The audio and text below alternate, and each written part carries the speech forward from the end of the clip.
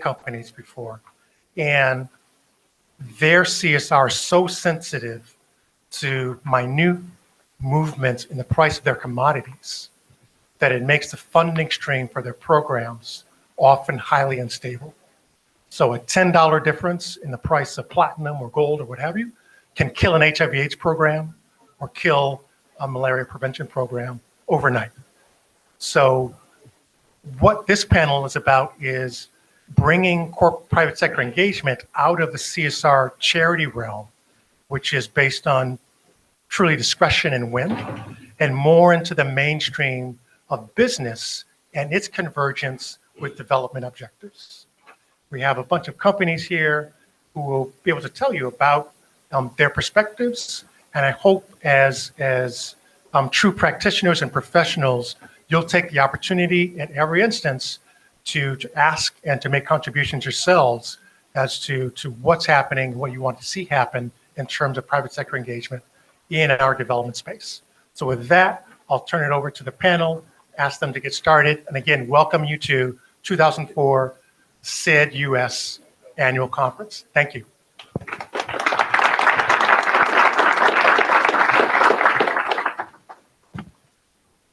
Thank you. So just I'll quickly do a little more context setting. Jay did it well there. I was struck this morning by some of the speeches talking about how funding is going not up and down. The studies that I've seen looking at the issue, they kind of assess how much funding and investment do we need to achieve, for instance, the Sustainable Development Goals versus how much funding and investment do we actually have going into programs that are aimed at achieving these goals. There's a big gap. And I've seen, rough estimates, obviously hard to measure, but anything from hundreds of billions of dollars every year short to trillions of dollars short every year. So rough order of magnitude, we're digging ourselves $1 trillion hole deeper and deeper and deeper that we somehow have to get out of, okay? Begs the question, where's that funding gonna come from? Probably not Congress, right?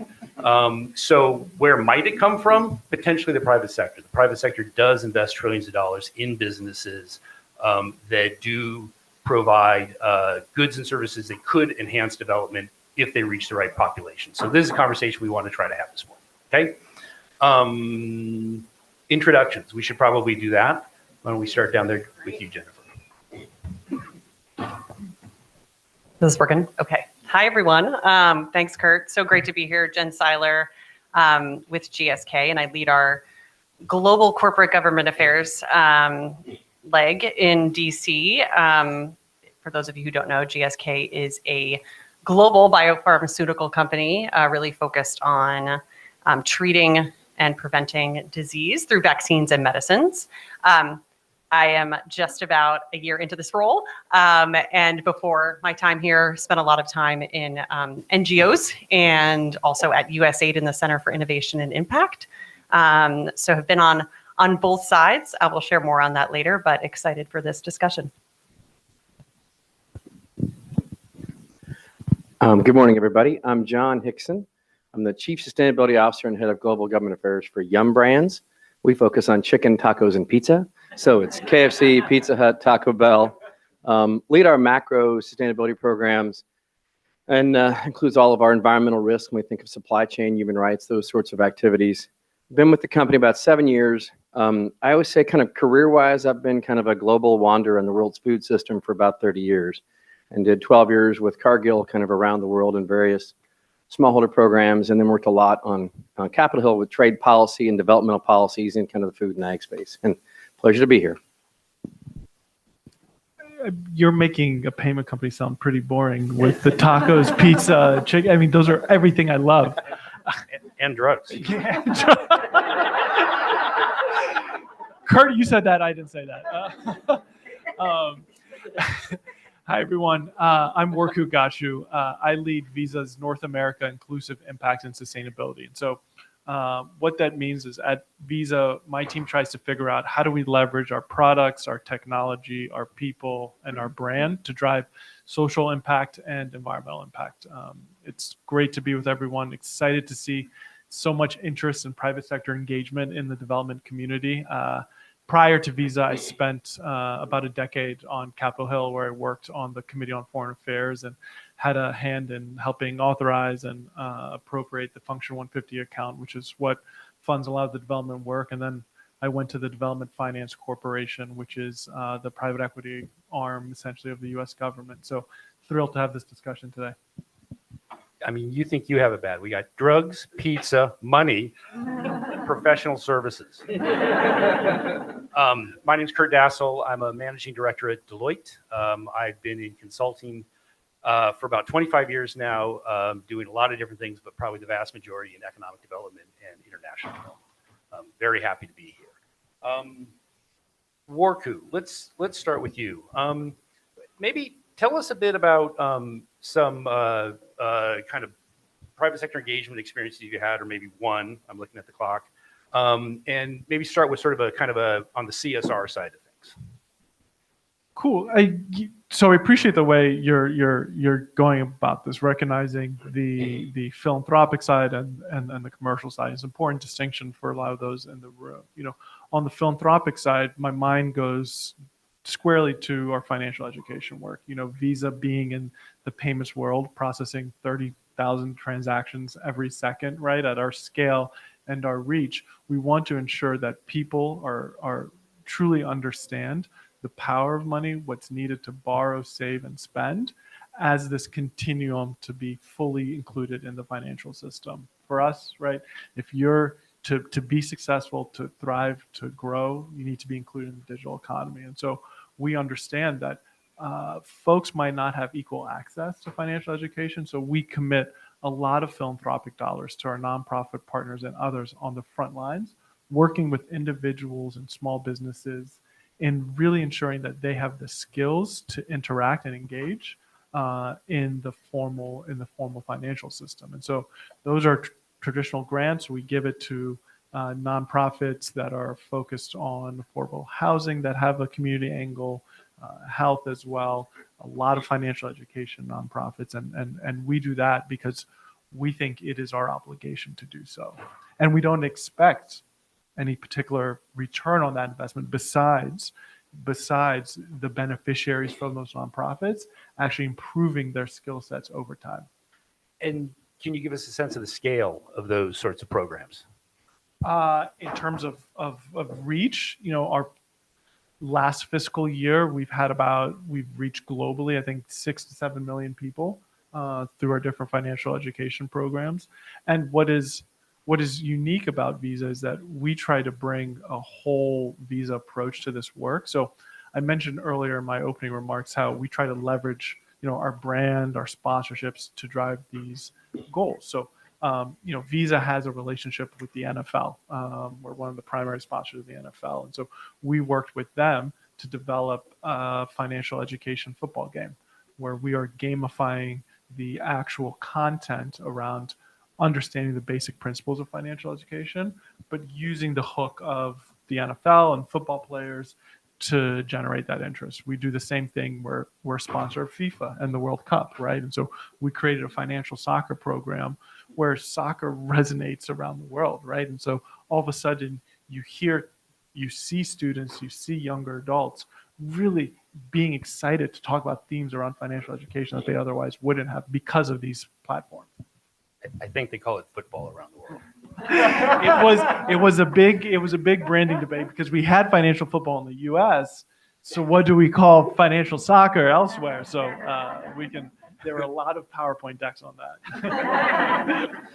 We probably made one of them. So okay, great. So can you on the kind of profit making side of Visa, can you speak to any kind of PSE type engagements on that side where you had some impact? Yeah. I can give two examples. One in Ukraine and one in the Philippines. On the Ukraine side, Ukraine's been a great partner of Visa over the long term. And when you think about partnerships, you think of people who are with you during good times and bad. And so prior to the war, prior to the pandemic, we actually helped Ukraine set up a kind of a master app called DIA, where it allows Ukrainians anywhere in the world to send and receive money, right, to one another and to the government using CyberSource, which is a Visa product that a lot of financial institutions use. Then, as we fast forward to the pandemic, right, the Ukrainian government saw actually a low uptick of Ukrainians actually getting the vaccine. And so they wanted to monetarily incentivize their citizens to take the vaccine. What is the quick, efficient way to actually get that money dispersed into people's accounts? So we did a partnership with the Ukrainian government to actually push to Visa credentials instantly as a way for the Ukrainian government to achieve their incentives around the pandemic. Now, during the war, we've worked with the Ukrainian government to ensure that Ukrainians who have been displaced and who have left Ukraine, right, have the ability to transact and move money amongst themselves and to request and receive government support and assistance. And so this was conceived as a business decision to invest in this product in both generating profit for Visa, but also providing obviously financial access for refugees. Yeah, it's a product that we have off the shelf. We just kind of changed how it was utilized and how we applied it to the Ukraine situation. Great. Jennifer, let's go to you. You were once upon a time on the light side at USAID. Now you've joined the dark side. Welcome aboard. Could you maybe talk a bit about kind of advice you might give to your former development colleagues about how to approach this sort of thing versus, and then sort of same on the corporate side. What would you tell your corporate colleagues they could do to enhance PSE? First, you need more electricity because I can't see as well on this side. That was a joke. So I mentioned earlier that so my career has been a little over 20 years. Before my time at GSK, which has only been about 11 months, early in my career I was in private sector for a bit. I have my MBA, but the majority of my career has been in nonprofits, social enterprises, and at USAID. And so I'll never take my public health hat off. And I do think, having been in the company for GSK for about a year, I am deeply valued for that because I can bring things to the table and to the discussion that others aren't necessarily thinking about, but that are really important. So trying to wear both hats, we are trying to tackle some of the hairiest challenges in the health space that we ever have before and trying to eliminate disease. And when I think about who needs to be at the table when you're trying to tackle these challenges, it's public folks, private folks, and community level patient folks, right? And so when you're talking about public governments, NGOs, civil society organizations, academia, and on the public side, both national and global, and private side, national and global private sector, and then of course the communities. Everybody needs to be at the table to tackle these challenges. And what I find hard about, and I think it sits on both sides, is that there's if I'm being a skeptic, there's the tension that we all see between the public and private partnerships that private sector, of course, is for profit. And so what I think we need to celebrate is the opportunity that, okay, so for GSK, we are for profit. So we are for making money, but we're also for ending disease. If you're a government, you are for also saving lives, creating, a prosperous communities. Where we're different, we should celebrate because we can do things in the private sector that the public sector cannot, right? So for example, GSK committed recently over the next, and I should have done this math before I came up here, but over the next decade, we will commit 1 billion pounds. So 1.78 maybe, is that the translation right now? I'm not sure, the conversion, $1 billion to R&D in low-income countries. There's pieces that have been articulated, but there's a lot of openness there, right, in terms of strategy and what that means and where we look and what we do. And I think we're spending this money and we're able to do things like we prioritize what we're good at, which is scientific innovation. And we can have multiple assets for multiple diseases being developed we're doing that right now. That takes hundreds of millions, billions of dollars. And so the way that we can do that is because we're for profit. We can take those risks, those financial risks. And so when I talk to both the public and private side, I think the opportunity to say, let's take a moment to highlight the similarities and be happy with those, but also really be thankful for the differences and appreciate the different ways that we can work because we are different, and what that means. I'll stop there. I have more, but you keep.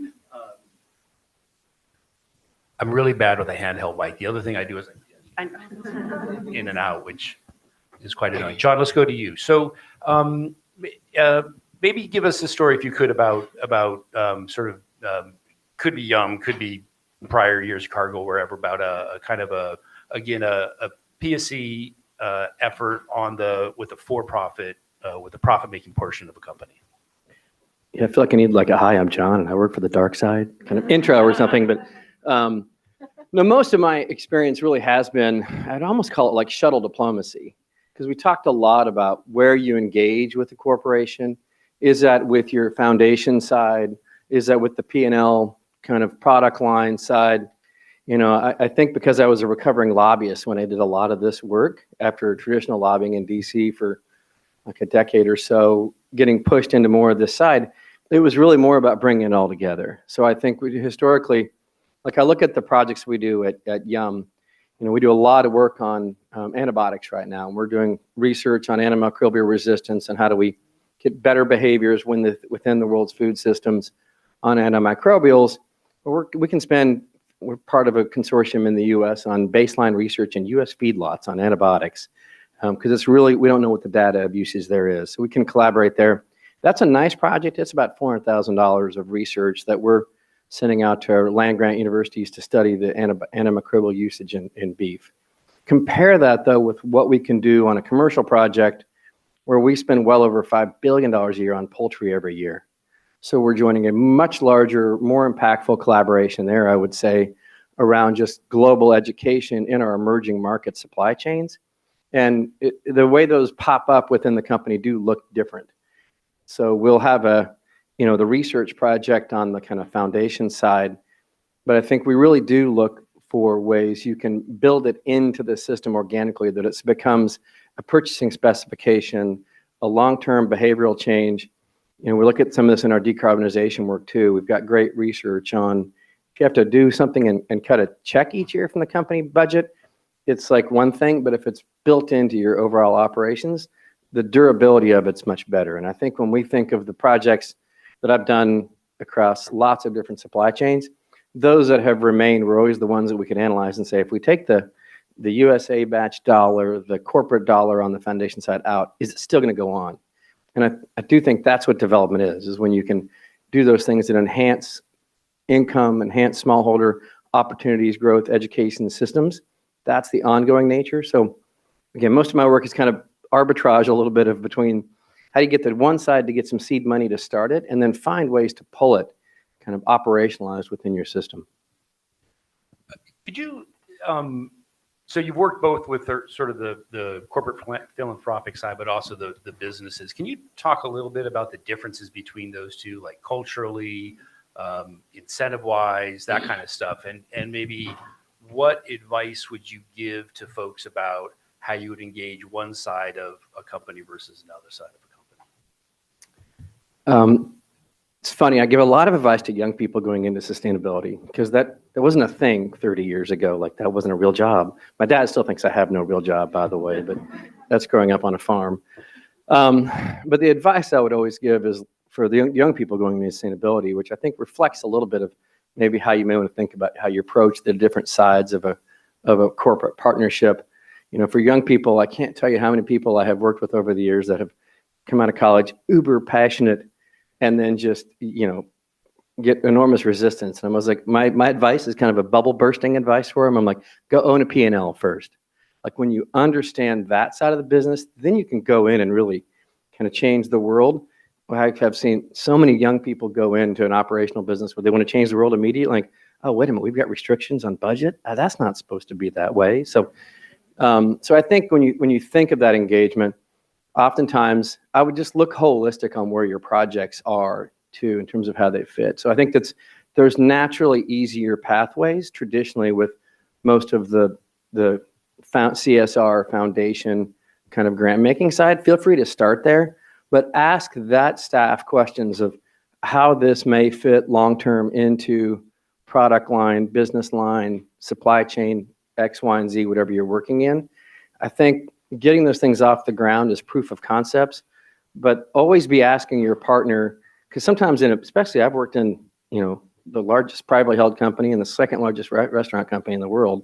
Like, you're going to get silos. Like, so many times the left hand, the right hand do not know what's going on.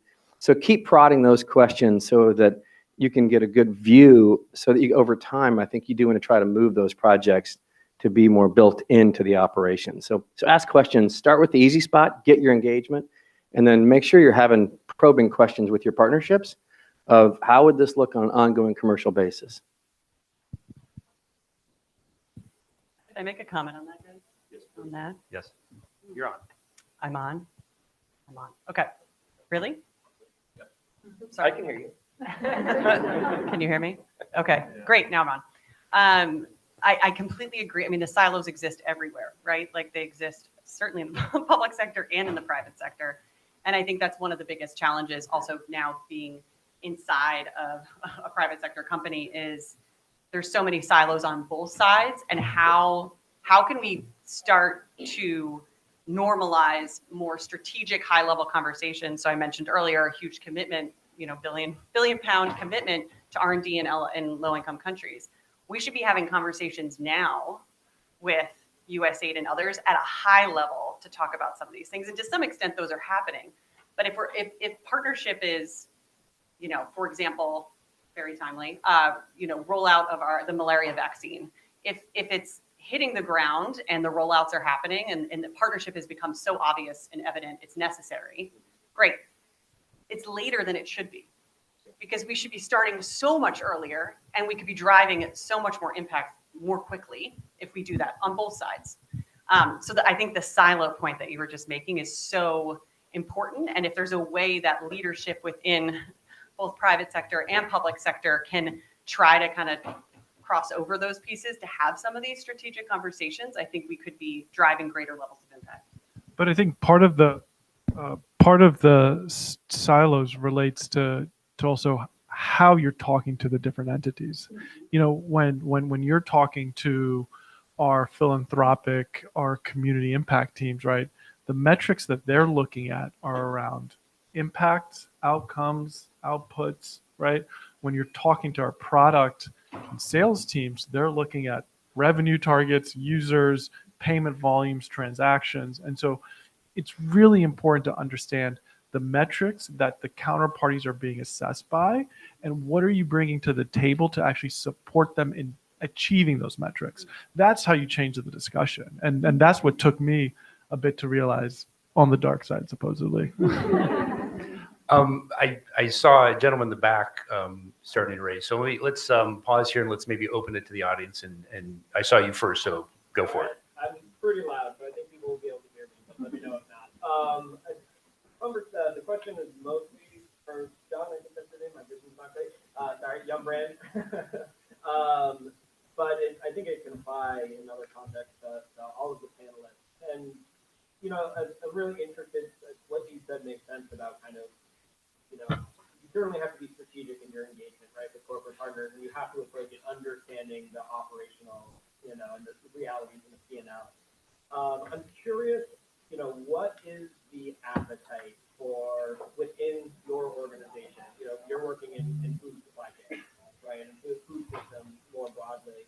If there are integrated natural resource management solutions or potentialities that engage smallholder farmers or smallholder,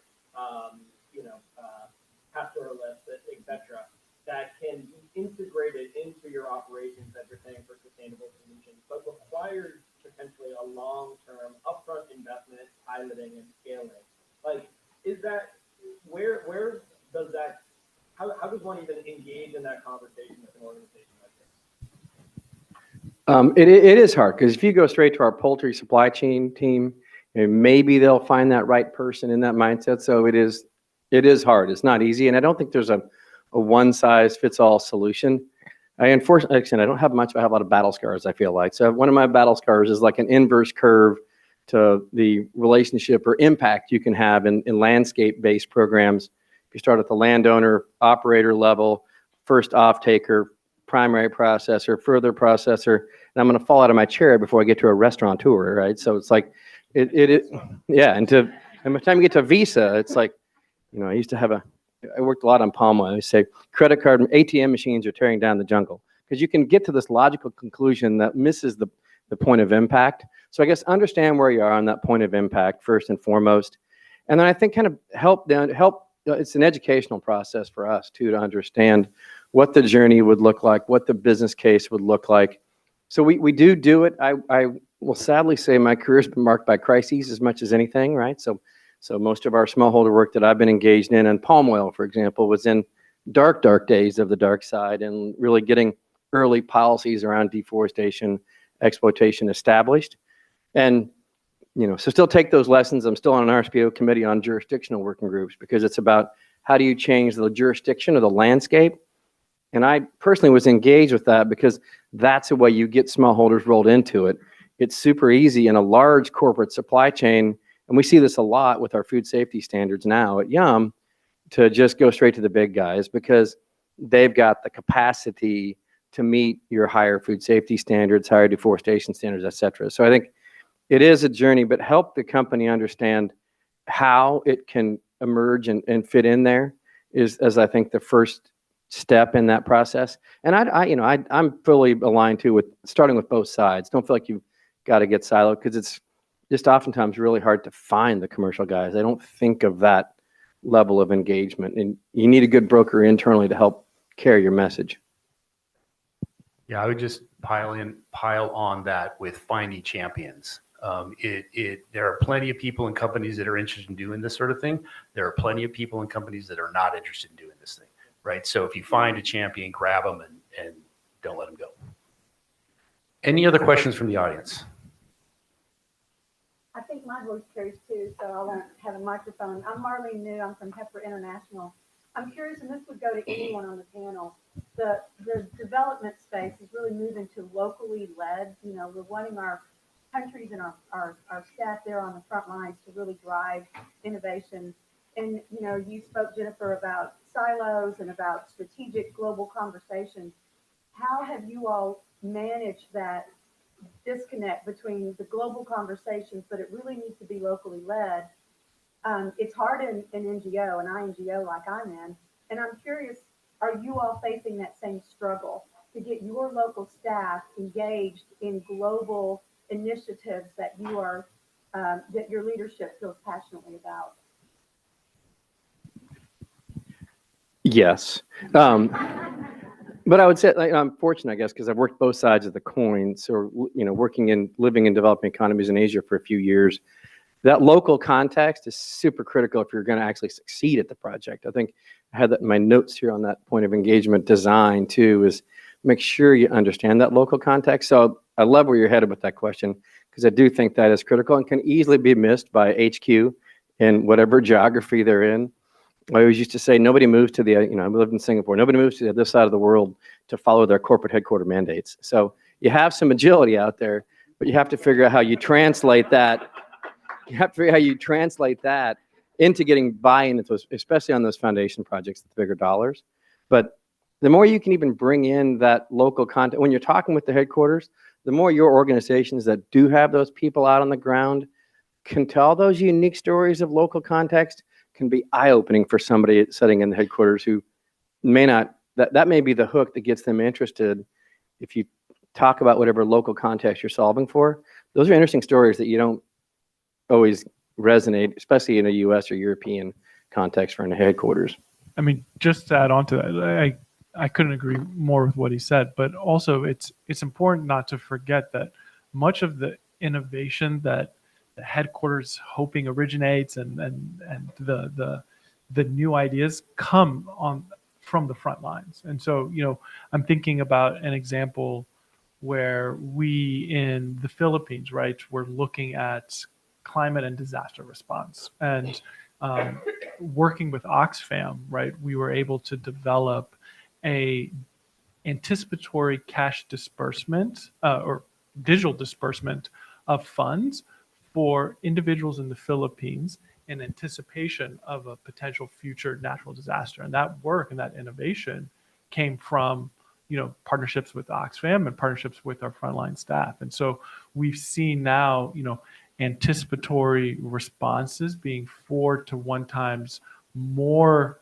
effective than actual kind of responses post crisis, post event. And that innovation, that work to push those disbursements to Visa credentials on the front lines, to allow people to buy materials that they need to safeguard their homes, or use that funding to actually leave a place so that there isn't a loss of life. I mean that type of work happens on the front lines. And so without getting them bought in and giving them that platform, you miss those opportunities. So I think the onus actually comes to folks at HQ to ensure that, when those discussions are happening, you're bringing those voices to the table.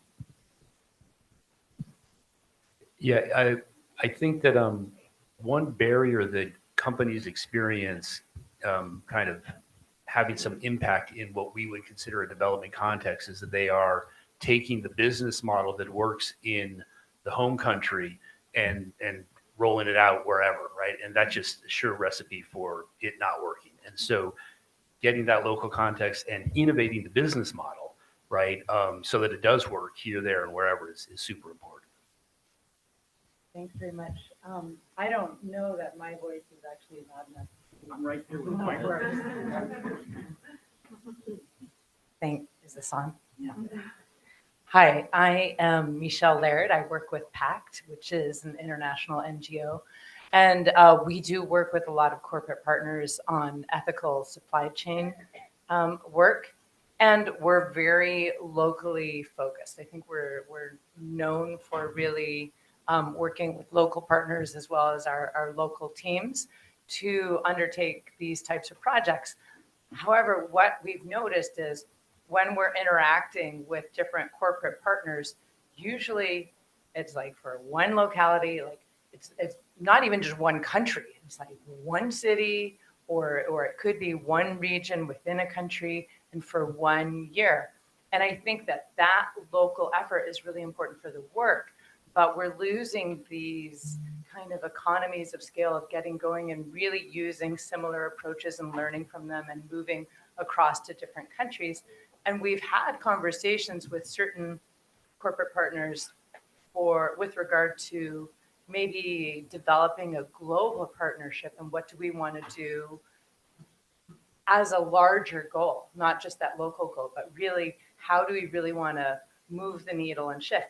And that seems to be very difficult for the corporate partners.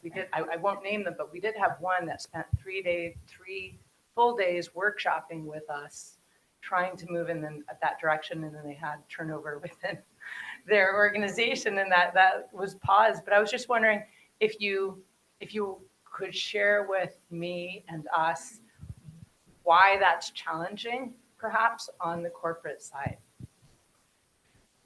We've had it's funny you bring this up, because we've been thinking about this a lot. And then me personally, and the approach that I've shared with my team is, it sounds really cool to get these large global partnerships. You get the press release, you get some press, and then nothing really materializes after. The way that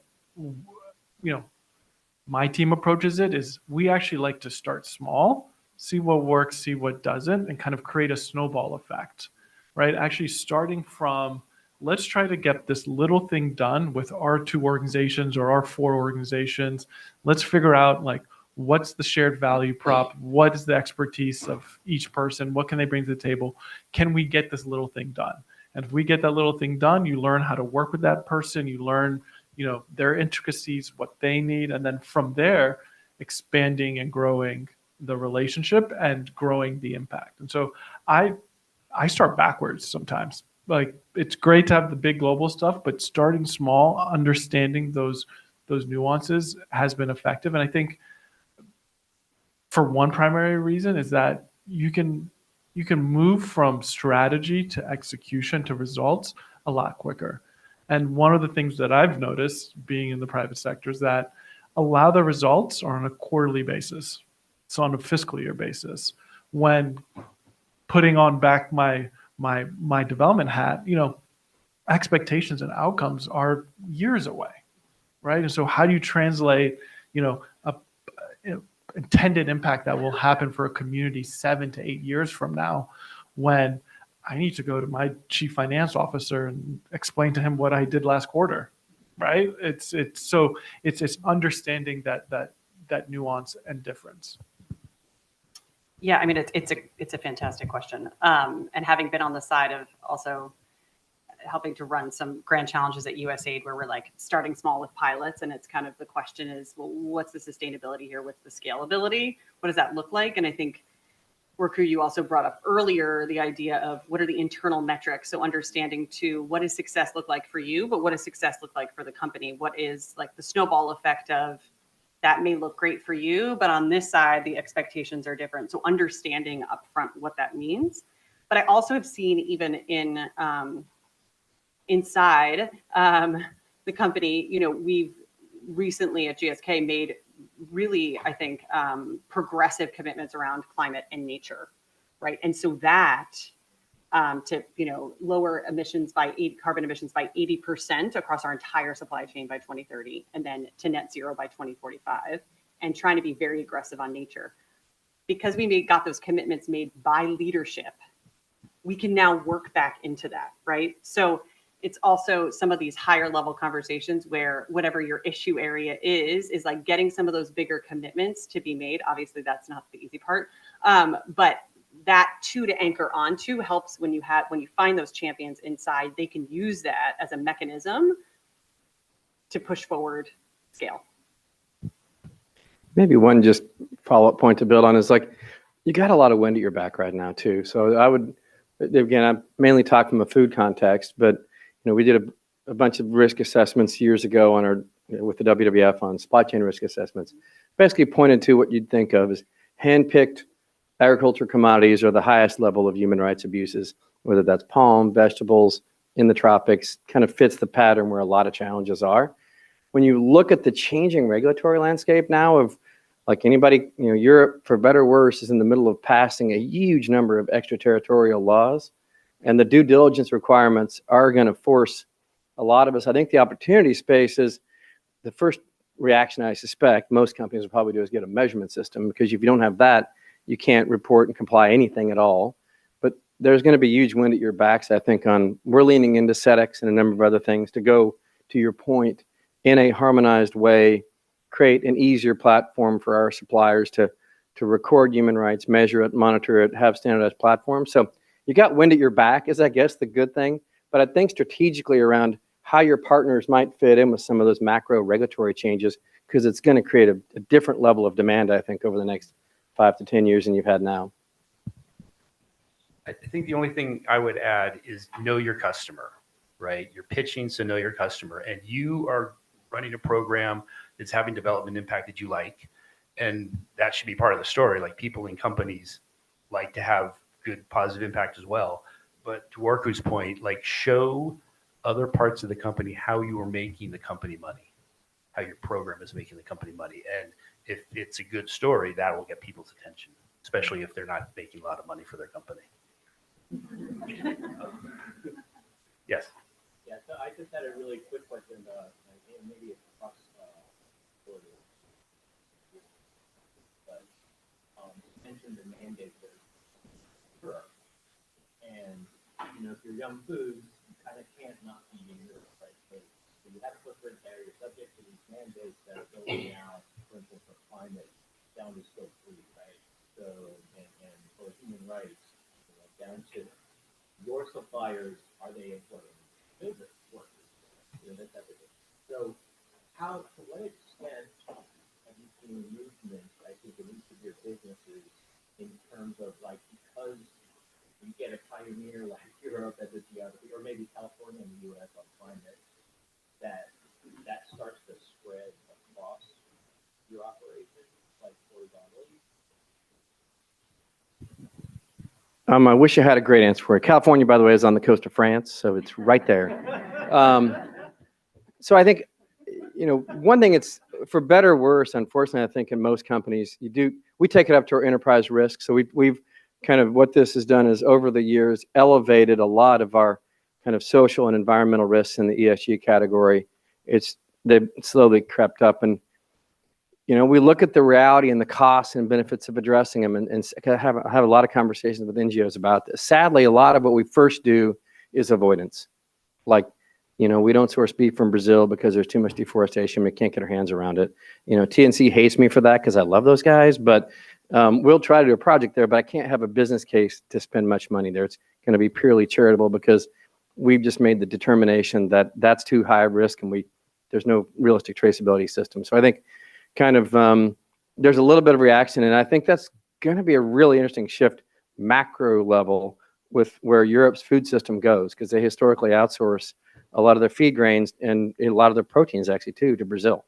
Well, how's that going to work in the future? So I think you have to a little bit of understand where you're going to have comparative advantages that are going to say you're going to have to buy but here because that's truly the world's best place to grow it, and work in those areas, and then kind of understand from those customers that you're working with, how are they trying to manage that risk? Because it is forcing a lot of this.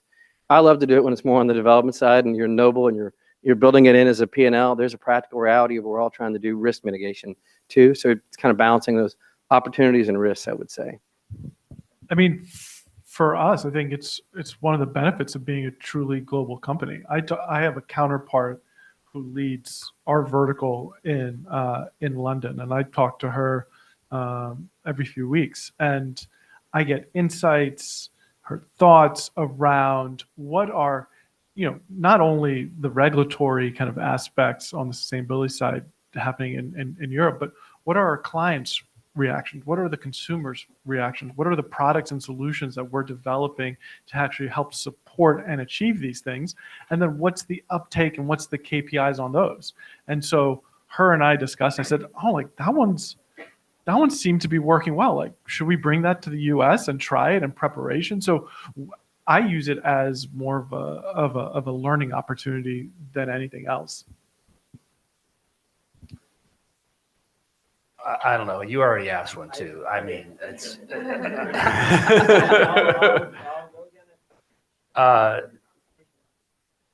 She hasn't asked one yet. All right. Yeah, you can track us down later. Carolyn Tarr, I'm with the Posner Center for International Development, and I have two questions. One hopefully is very short. I'd just love to know how, I feel like partnership is a word that we hear incredibly high frequency and yet has myriad definitions. So I'd love to hear, especially from the corporate side, how do we define partnership? And that's your short question? How do we define partnership? That's the short question. The longer question is really something to do with the carbon credit market and looking at high integrity carbon credits and the way in which partnerships for local and broader actors and corporate sponsorship might play a role in that. So want to know kind of how we're defining partnership as a means into the carbon credit.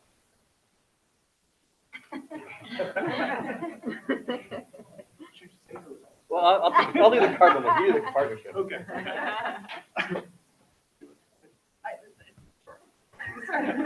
We've got 2 minutes, right?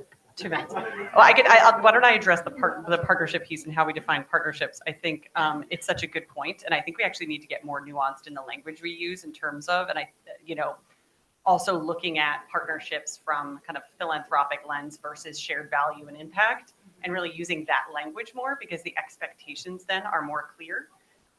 When we look at partnership and the role we can play, we know the role we can play, right? Really well, but we know we could make a product and it wouldn't go anywhere if the systems don't exist or we don't have access, affordability, and all the other pieces. So you need the other players.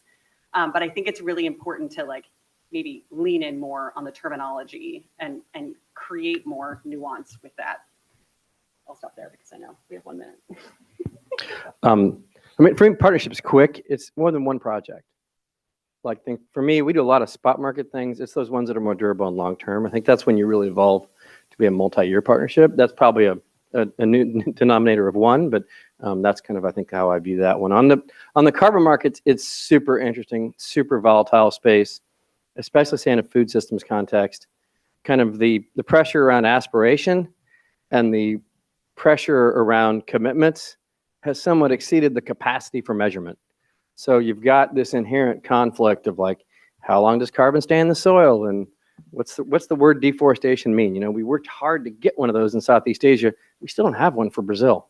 So that defining the measurement side is really difficult. And is anybody in the room from Science Based Targets Initiative? Because there's also huge noise from that crowd on this very topic, because I think we're having a lot of conversations. Macro level, I think there's a huge push to take care of your own house internally first. Work on decarbonizing through your operation, through your supply chain. Look at the credit market as a last resort, not a first resort. I think that's the real concern from most of the environmental NGOs, is that they're going to see kind of, you know, people still having same emissions patterns and say, I'm just going to offset my way out of this. So that's the short-ish answer for what is really a challenging situation, because that does deter some investment. It has negative consequences to it, but that's the practical reality of where I think the pressure we're getting on the corporate side is. I think we started late, and even if we didn't, I'm going to say we started late, and so I'm going to go over. And so each of you, one. I was not expecting that. Each of you, one. If you could say one thing, one recommendation to this audience for how to do private sector engagement, what would it be? Worky, you didn't answer the last question, so. Ensure your organizations have a private sector engagement office. It sounds simple, but having people who understand how the private sector operates, know who within the private sector to engage with, and then like a cherry on top, ensure that at least some of the people in the private sector engagement office have actually worked in the private sector. We've seen some instances of people transferring, which it's all great for career advancement, but just ensure that one or two folks have worked in the private sector. I'll give a little inadvertent, blatant pitch for the Deloitte crew here, actually. Went to a CSO kind of collaboration they have, and this last year's session was all on storytelling. And at first I was like, that's kind of unusual. Like, I'm used to thinking like what hard problem you're dealing with in water or climate, et cetera.